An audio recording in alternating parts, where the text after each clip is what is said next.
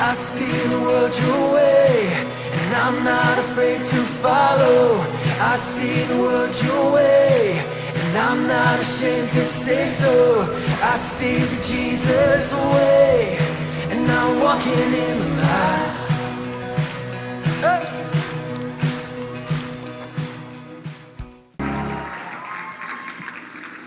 Alô, alô, bem-vindo a todos aqui. Para quem não me conhece, sou pastor Massal, massa de tomate com O no fim, amém? Não é Marçal, Nassal. Eu fui lá na igreja do Fernandinho, lá em Campos Goitacazes, fui lá pregar. Sabe qual ficou o meu apelido? Lá tem uma fábrica de cimento muito famosa, Cimento Nassal. É Nassal com N. E aí meu apelido, qual que foi? Pastor Cimento. Ai. Ok, eu já mudei o tema do estudo, pensei vou dar isso, aí depois vou dar aquilo, depois mudei de ideia.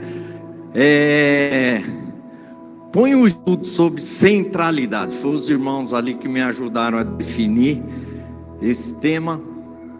Esse é um assunto muito importante. Eu queria dizer para vocês que eu vejo o Edilio vindo aqui já há mais de 10 anos e ele tem trazido um conteúdo fantástico. Mas as pessoas começam a pegar esses conceitos, que são princípios e valores, e transformam apenas em metodologia. E aí pegam mais como um método e vão aplicar na sua igreja, acaba desanimando.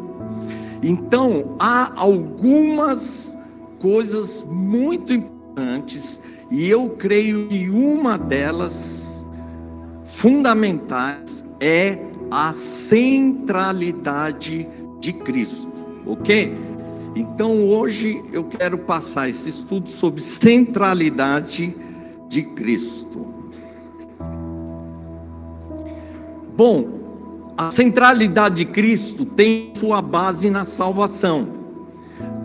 Diz lá em Romanos 10:9: se com tua boca confessares Jesus Cristo como Senhor, e em teu coração creres que Deus o ressuscitou dentre os mortos, serás o quê? Salvo. É um texto que fala claramente sobre salvação. E existe aqui a condicional se com tua boca. Então, qual que são as condições? Confessar Jesus como Senhor e em teu coração creres que Deus o ressuscitou dentre os mortos. Então, essas duas condições estão aqui, certo? Confessar com a sua boca que Jesus é o Senhor. A palavra Senhor aqui é a palavra no grego kurios. E crer no coração que Deus o ressuscitou dentre os mortos. A palavra kurios significa dono, proprietário, e tinha também um sentido soberano, porque os romanos chamavam o César de kurios, o Senhor, o soberano, tinha autoridade total e absoluta. Então, aqui quando ele fala, em confessar, essa palavra confessar no grego é a palavra homologel. Então a junção de duas palavras, homo e logel. Homo, a mesma coisa, significa homo, mesma coisa, e logel, falar. Então o sentido literal dessa palavra confessar é falar a mesma coisa. Eu queria que me trouxesse uma água sem estar gelada, eu deixasse aqui para mim, que minha garganta está seca. Então, confessar é falar a mesma coisa. Qual que é o sentido disso? Eu falo uma coisa hoje, amanhã eu vou falar a mesma coisa, e depois de amanhã Então, o que eu falo, uma vez falado, vale sempre. Vocês estão entendendo, homologuel? O juiz, quando ele homologa uma sentença, significa o seguinte: ele está declarando aquela sentença legalmente válida. Então, a partir daquele momento que ele homologa, ele está declarando aquela sentença como sendo legal. Então você pode entender a palavra homologuel ou a palavra homologar no português como uma declaração oficial legal. Então, quando você está homologando algo ou confessando algo, você está declarando algo oficialmente legal. Então, se eu quero vender um carro para o irmão aqui, na época de Jesus, o que eu fazia? Eu confessava, eu homologava: o carro é seu. É uma declaração oficial. Eu não preciso assinar, não preciso ir no cartório, não preciso botar diário oficial. A minha declaração tinha um valor forte, legal. Vocês compreenderam? Então, quando você está homologando, confessando Jesus como o seu dono, o seu proprietário, sabe o que você está fazendo? Você oficialmente está declarando que você se tornou um doulos. Doulos é a palavra no grego que significa escravo. Escravo. E a gente gosta de chamar de servo, E é a mesma coisa. Só que hoje servo ganhou um significado, parece de elogio, A gente fala: eis aqui um grande servo de Deus, Parece elogio, Mas na verdade é um título de escravo. Você não tem direito nenhum, você não possui mais nada, e você tem um dono, um proprietário. Vocês estão entendendo? Então, quando você homologa Jesus como seu curios, você abriu mão completamente da sua vida, dos seus direitos, das suas posses. Então, a partir desse momento, você não é mais dono da sua vida. Você não faz o que você quer. E nós ocidentais não temos muito esse conceito de escravo. E parece que ser escravo é, nossa, que coisa horrível.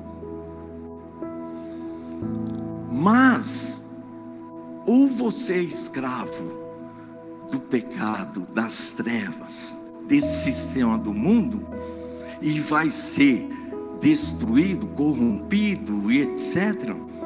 Ou você se torna escravo de Jesus, e ser escravo de Jesus vai trazer cura, libertação, vida. Como diz lá em Jeremias, Eu sei que pensamentos que tenho a vosso respeito, para vos dar o fim que desejais. Quer dizer, Deus sabe o que nós precisamos, e no final, ser escravo de Jesus, Ele vai nos dar exatamente o que nós precisamos. Bom, eu não vou entrar muito, porque o estudo é meio longo, então tem que correr aqui.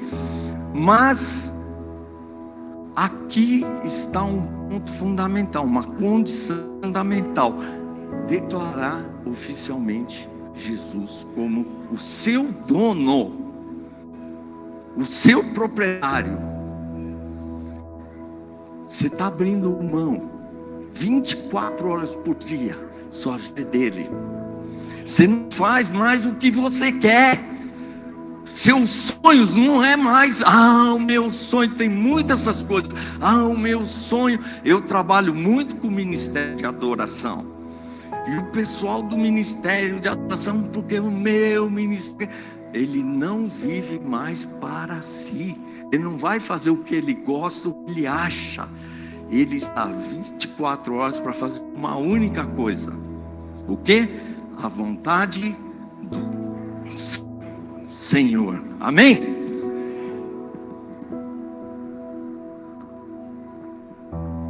É aqui que já começa a centralidade de Cristo.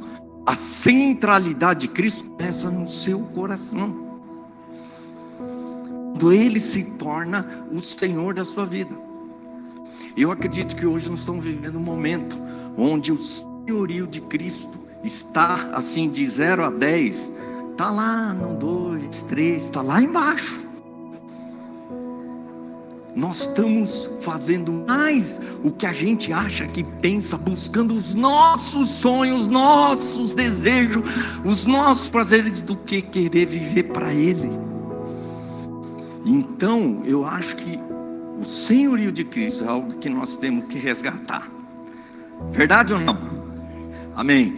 Eu vou correr nessa segunda parte, que essa parte eu acho que poucos entendem essa questão de crer no coração que Deus o ressuscitou dentre os mortos. Ah, só um detalhe: confessar com a boca. Essa é uma declaração verbal. Isso era muito importante, porque uma vez falado, não dava mais para se voltar atrás. Falou, selou o compromisso, a aliança, ok? E ressuscitou dentre os mortos. A ressurreição é uma das coisas mais importantes do Evangelho. A mensagem principal apostólica, sabe qual que era?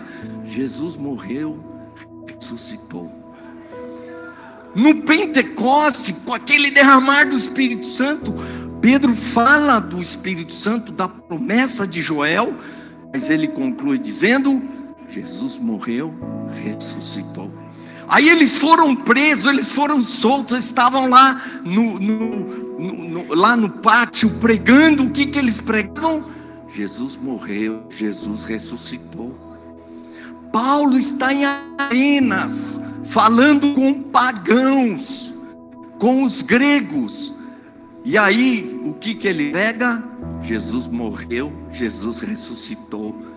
Até os gregos começaram a falar: esse tagarela aí está falando de um homem que morreu e ressuscitou. Aí levaram ele para o Areópago, um lugar onde se juntavam os intelectuais, os caras mais influentes, inteligentes, os filósofos da Grécia.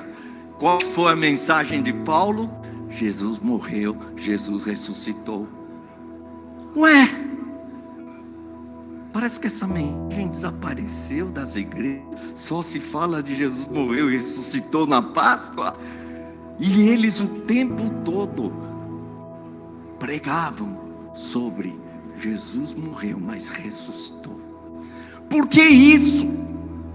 Tem várias razões, só vou falar algumas rapidamente. Primeira é porque a ressurreição mostra que tudo que Jesus pregou era verdade.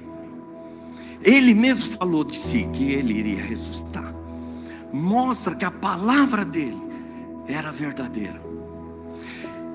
E ele fala de uma coisa que é muito importante nessa mensagem da ressurreição: eternidade. Por quê? Quando a gente pensa em ressurreição, nós pensamos assim: ah, Lázaro ressuscitou, a viúva de Naim ressuscitou, várias pessoas ressuscitaram, não foi? Só que tem uma coisa: todas elas vieram a morrer depois. A ressurreição de Jesus é totalmente diferente. Ele ressuscitou com o corpo transformado, com um corpo incorruptível, de uma maneira que ele nunca mais irá perecer.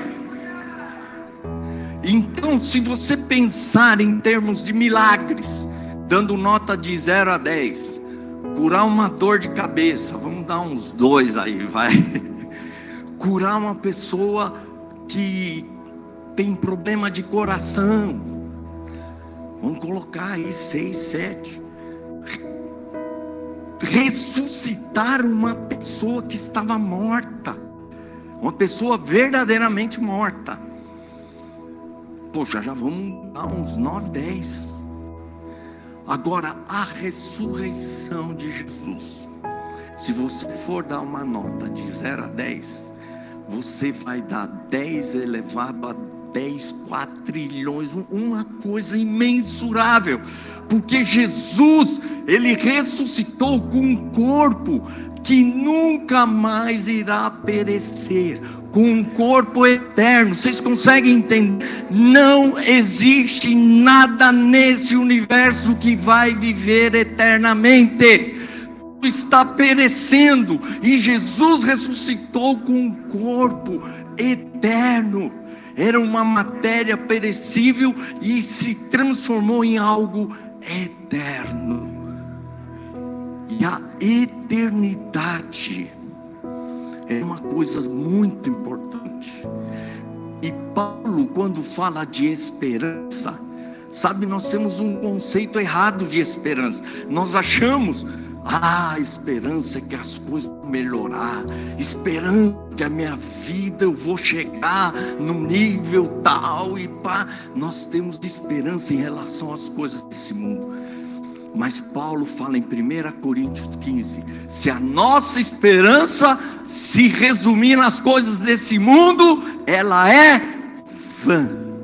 A nossa esperança não está mais nas coisas da terra, está nas coisas eternas, porque um dia você terá um corpo incorruptível, um corpo transformado, e você viverá eternamente.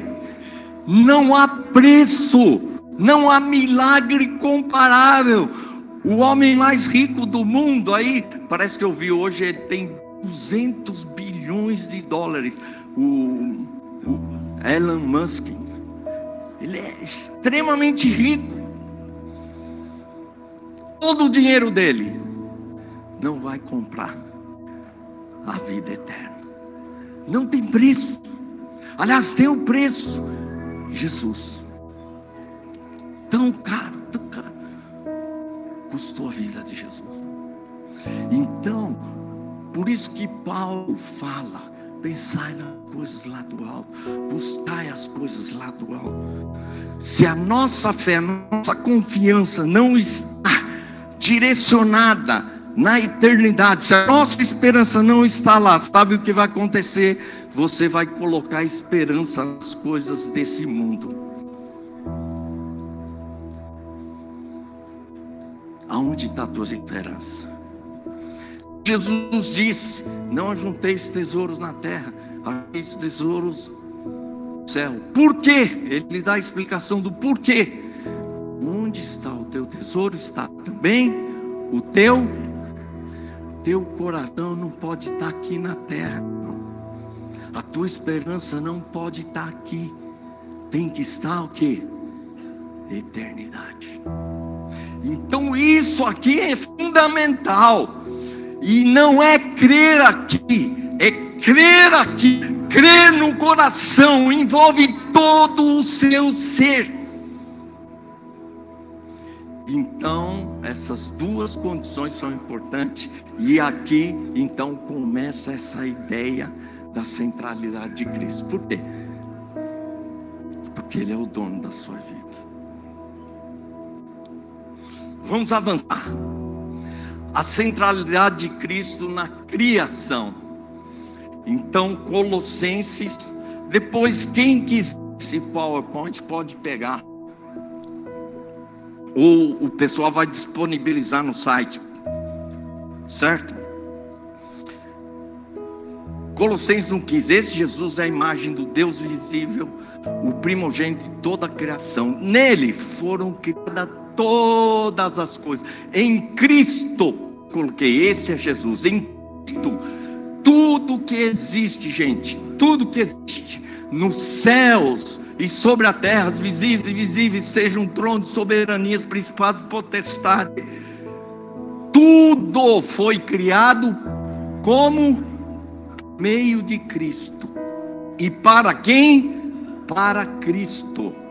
Ele é antes de todas as coisas, e nele, essa expressão eu gosto muito, nele tudo subsiste. Significa essa palavra que continua a existir.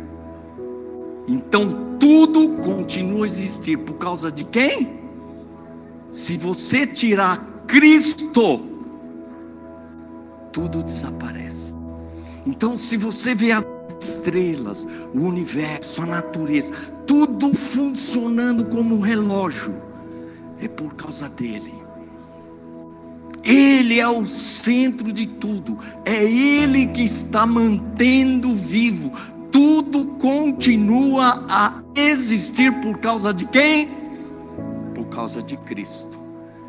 Ele é a cabeça do corpo. Ele é o princípio, o primogênito de entre os mortos, para em todas as coisas terá primazia. Lá na frente eu vou falar sobre isso, que é a preeminência de Cristo. Ele tem uma superioridade dentre as funções da Trindade. Eles são coiguais, mas há uma primazia, há uma preeminência de Cristo. Cristo tem uma função superior. Eles são iguais em natureza, essência e autoridade, mas Cristo tem uma primazia. Por quê? Porque aprove a Deus que nele resistisse o quê? Toda a plenitude. A ideia da plenitude aqui é tudo que esse universo, tudo que é necessário, ele tem. E sem ele, nada do que existe continuará existindo. Não é tremendo isso, gente? Então, enfim, eu vou pular isso aqui. Então, tudo nesse universo gira em torno de Cristo, e sem ele, nada do que existe continuaria a existir. Jesus, ele é o centro desse universo. O universo inteiro está girando em torno de Cristo. E quem somos nós para querer que Cristo, o universo, gire em torno de nós, hein? Todo esse universo gira em torno de Cristo. Ele é o centro desse universo. Agora vamos falar da centralidade de Cristo na nossa vida. Falamos da centralidade de Cristo na criação, agora na nossa vida. Romanos 14, 5-9 diz: um faz diferença entre dia e dia e outro julga igual todos os dias. Cada um tem a opinião bem definida em sua própria mente. O que estava acontecendo aqui? Havia judeus, não judeus, e alguns achavam que tinham que guardar o sábado, outros não. Alguns achavam que podia comer carne de porco, outros não. Então estava havendo várias divergências entre judeus e não judeus. Então ele está falando sobre isso. Então quem distingue entre dia e dia para o Senhor o faz, e quem come para o Senhor come porque dá graças a Deus. E quem não come para o Senhor não come e dá graças a Deus. Irmãos, qual é o critério que Paulo está dando aqui para dizer isso está certo, isso está errado? Isso você faz assim, isso você faz assado. Qual que é o critério? O Senhor. O critério é o Senhor. Se você distingue um dia de outro dia, você faça isso por causa do Senhor. E se você não distingue, você faz por causa de quem? Se você vai comer ou não vai comer, qual que é o critério? É Cristo. Cristo é o centro de todas as coisas, de tudo o que nós fazemos e não fazemos. Você vai trabalhar, vai fazer isso, qual que é a sua motivação? Cristo. Você vai mudar de emprego? Qual que tem que ser a motivação? Cristo. Cristo tem que ser o centro de tudo que você faz. Há dois porquês ali. Romanos 14:7 vai ficar. Por que você vai fazer isso? Porque nenhum de nós vive para si mesmo, nem morre para si mesmo. Quer dizer, você não vive mais para você. E nem morrer. Você deve morrer para você. Segundo porquê? Porque se vivemos, para quem vivemos? E se morremos, para quem nós morremos? Vocês estão começando a entender a centralidade de Cristo na nossa vida? Tudo, não existe nada, não pode haver exceção. Tudo o que você faz é para Ele. E até morrer, você morre para Ele. Opa, parece que travou aí uma avançada aí, Tiago, me ajuda. Somos do Senhor. Quer pois vivamos ou morramos, nós somos de quem? Agora eu quero chamar a atenção. Aqui ele não fala Jesus nem Cristo o tempo todo. Qual a palavra que ele usa?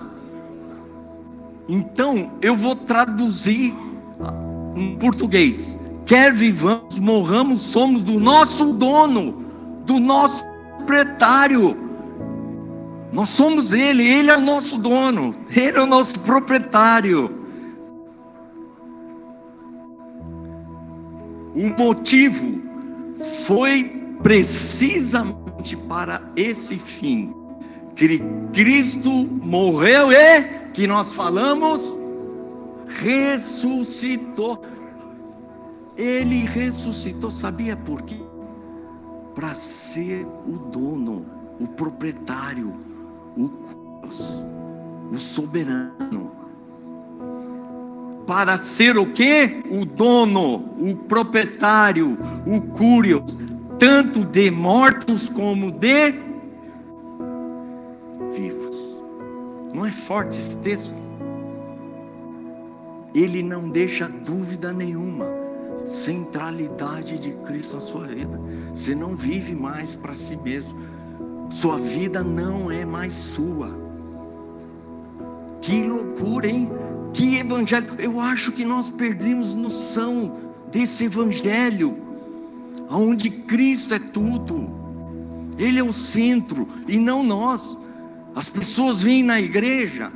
Eu não falei lá no do Romanos 10:9, mas lá, se você for ver, as pessoas estão recebendo mais Jesus como Salvador. Venham, você vai ser curado, você vai ser liberto. Você está passando dificuldade financeira, Ele vai resolver os seus problemas. Jesus Salvador. Mas e o Jesus Senhor? Aí já ninguém quer muito.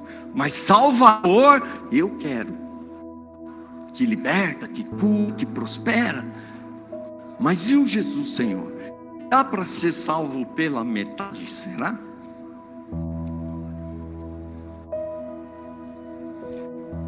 Bom, aqui eu vou falar rapidamente, é que eles são coiguais. Então a Trindade, o Espírito Santo, Deus, né, e o Filho, eles são coiguais, mesma substância, mesma autoridade, mas há uma clareza na palavra de Deus, de uma preeminência de Jesus. Poucas pessoas têm consciência disso. Essa palavra preeminência significa uma superioridade. Mas isso não significa que Jesus é maior que o Pai e que o Espírito Santo, mas ele tem uma função especial que é superior ao Espírito e a Deus. O centro desse universo não é Deus e nem o Espírito Santo, é Jesus. O centro das nossas vidas é o Senhor. É lógico que podemos colocar porque eles ficou iguais, mas há uma preeminência de Jesus dentro da Trindade. Deus, Jesus, Espírito Santo participaram da criação, mas o que? Em Cristo ou nele foram criadas todas as coisas. Tudo foi criado o quê? Por meio dele e para ele. Tiago, aperta aí para me ajudar. Deus colocou o quê? Jesus como centro da criação. Eles decidiram assim. Deus colocou a Jesus, você vai ver em Efésios, que Deus colocou ele como cabeça, não só da igreja, mas diz lá, cabeça de todas as coisas. Ele é o cabeça de todas as coisas.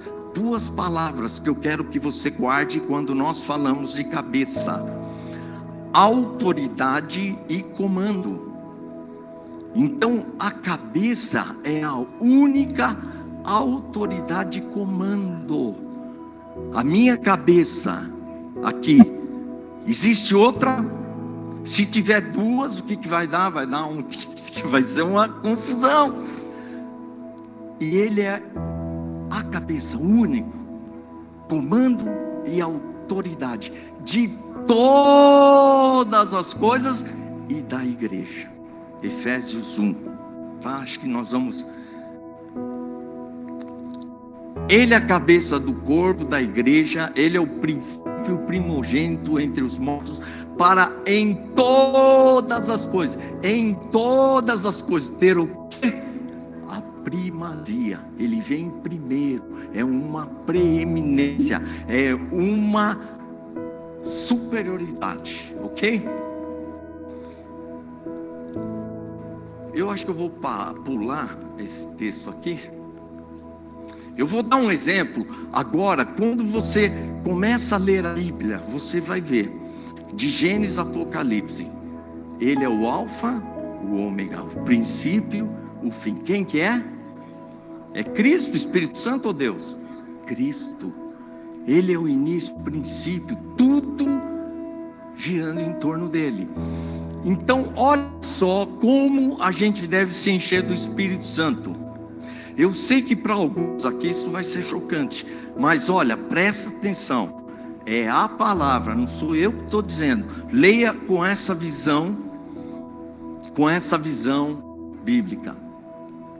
Não vos embriagueis no vinho, com o qual há dissolução, mas enchei-vos do Espírito. A ideia aqui, enchei-vos, é contínua.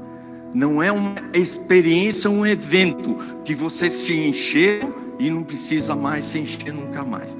Mas a ideia do enchei-vos é algo contínuo. Como? Falando entre vós. Olha, aqui é muito importante você entender.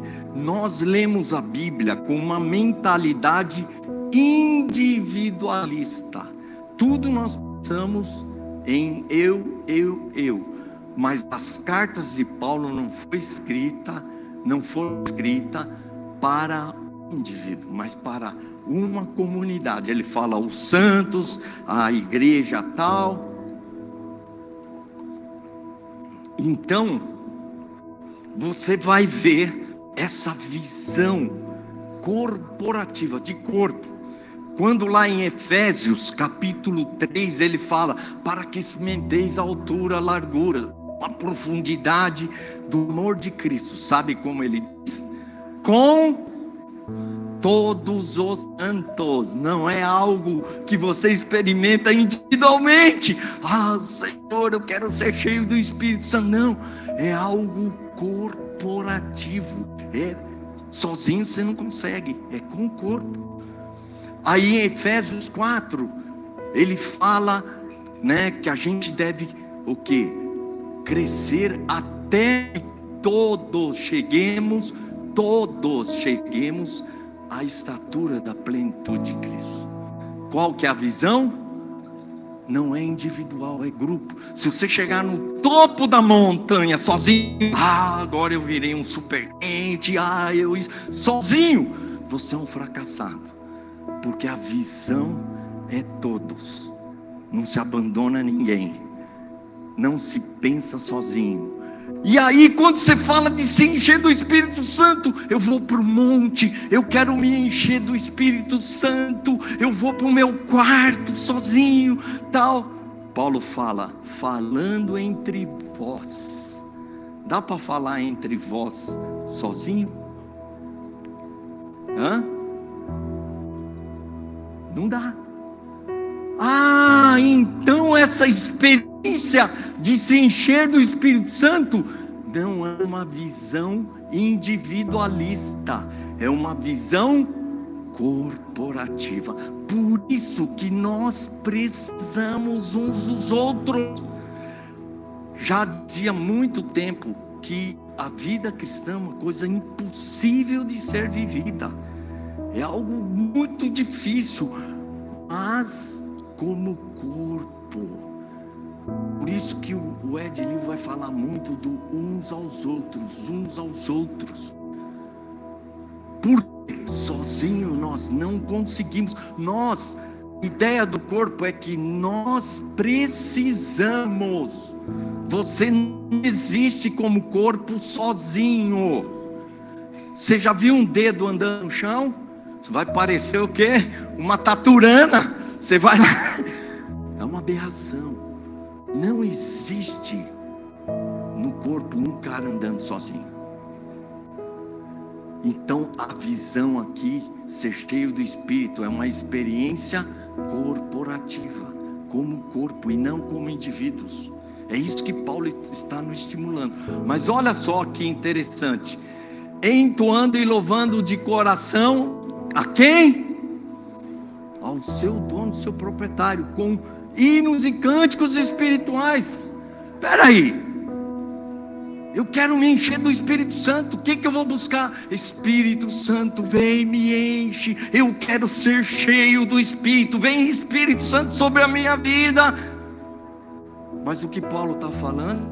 Você quer se encher do Espírito Santo? Quem que é o foco? Jesus.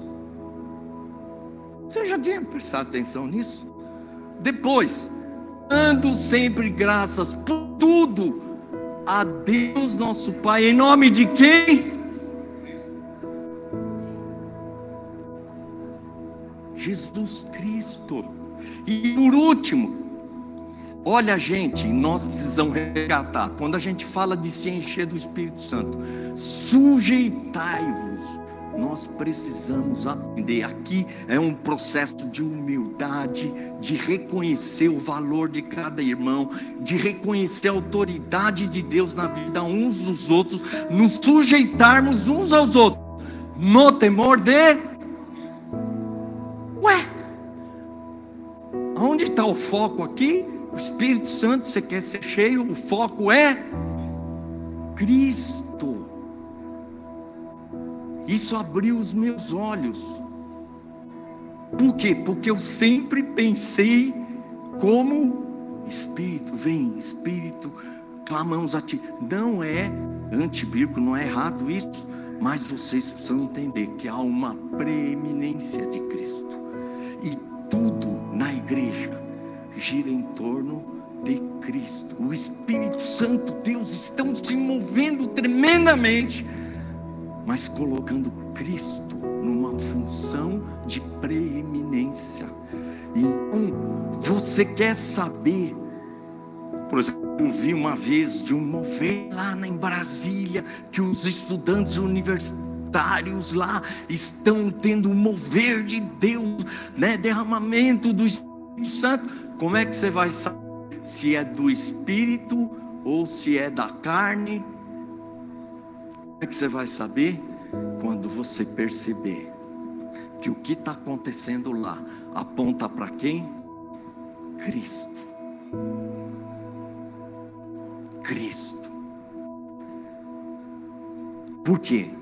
Porque Ele é o centro, Ele é o cabeça, É Ele que está no comando, na autoridade de todas as coisas. O Espírito Santo, Ele é humilde demais.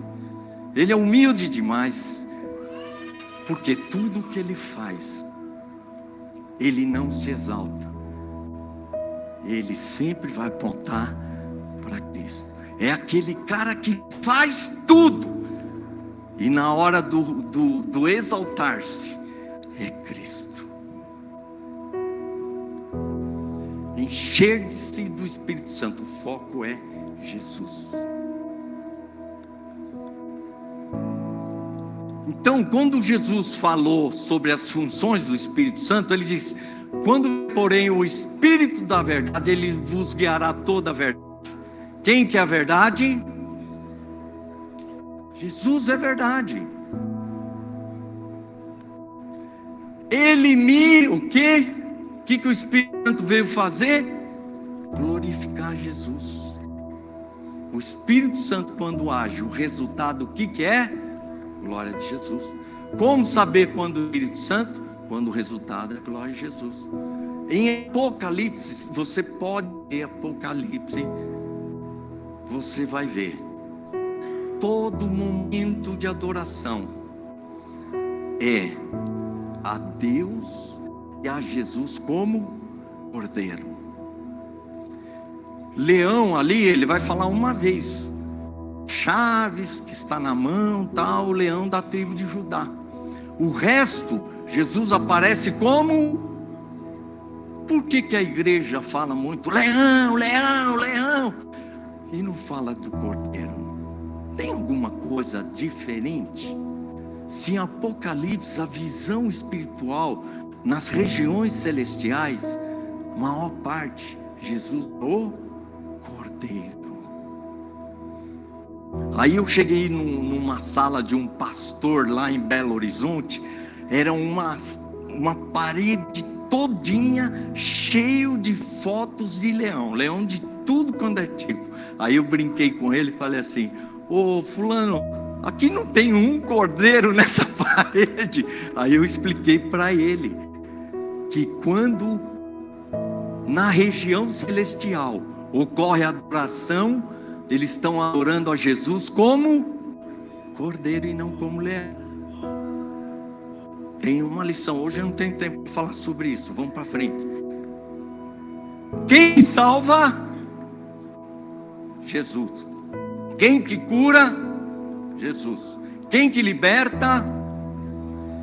Quem é a verdade, o caminho, a verdade, a vida? Quem que transforma? Quem nos dá vida? Quem é a plenitude? Tudo que você precisa, necessita, que enche todas as coisas. Quem é o centro de todas as coisas? Através do Espírito Santo. Tudo isso, o Espírito Santo salva através do Espírito Santo. Quer dizer, a obra do Espírito Santo é fundamental. Mas lembre-se, quem cura? Jesus. Quem liberta, quem salva é Jesus. Por quê? Há uma preeminência, há uma função. Jesus Cristo é o fundamento. Isso é muito importante, porque nenhuma pessoa pode lançar outro fundamento além do que foi posto. Qual que é o fundamento? Tudo que não for edificado em Cristo pode ser bonito, pode ser maravilhoso, e vocês sabem muitas coisas por aí que estão acontecendo. Só que quem que tem que ser o centro? Cristo. Quem que tem que ser o fundamento? Cristo. E isso é uma das coisas que devem ser resgatadas. O senhorio, a santidade de Cristo, que começa onde? Nas nossas vidas. Eu começo a olhar, eu sou pastor há muitos anos, começo a ver as pessoas na igreja, pouquíssimos realmente ter uma vida onde Jesus é o Curios, é o dono. Parece que inverteu o papel. Jesus tem que nos servir, Jesus tem que nos abençoar, Jesus tem que fazer isso e aquilo para nós. Parece que inverteu o papel. É nós que temos que fazer para Ele, não Ele para nós. E é lógico que tudo que você fizer para Ele, Ele vai devolver em medida muito maior. Mas você não faz para você. Eu vejo um fenômeno nos ministérios de louvor hoje. Eles estão em alguns lugares, já vi Belo Horizonte, São Paulo, Minas Gerais, Brasília. Os grupos de louvor estão ensaiando sexta-feira, 11 horas da noite. Eles alugam um estúdio do bolso deles, não tiram o dinheiro da igreja. Eles alugam um estúdio e ensaiam das 23 horas até 1h da manhã. Vão dormir 2 horas da manhã. Por quê? Porque eles querem ministrar com excelência. Mas aí você vai ver a vida deles. Quem que é o centro? Jesus é o ministério. Pelo ministério, eles gastam 10, 15 mil reais num equipamento. Pelo ministério, eles fazem tanto sacrifício. Sabe qual é o centro? É o ministério. É muito sutil isso, não é? Eu vejo poucos ministérios centrados em Cristo. Existe até uma da boca para fora, não que Jesus é tudo, mas você vai olhar a vida, a maneira como as pessoas conduzem o ministério, é eu, e Cristo fica em segundo plano. Então eu estou passando para vocês uma essência do Evangelho, que é a centralidade de Cristo. E sabe onde começa essa centralidade de Cristo?